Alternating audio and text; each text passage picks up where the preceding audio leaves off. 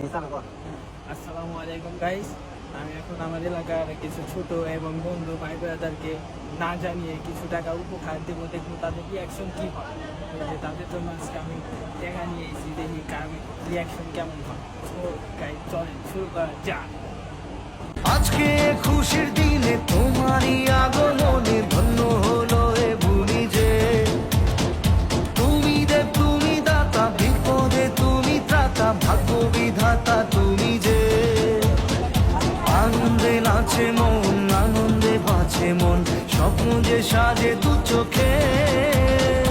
আজ প্রাণের উচ্ছ্বাসে মাতে মন উল্লাসে, আশা জাগালে তুমি শূন্য বুকে। আজকে খুশির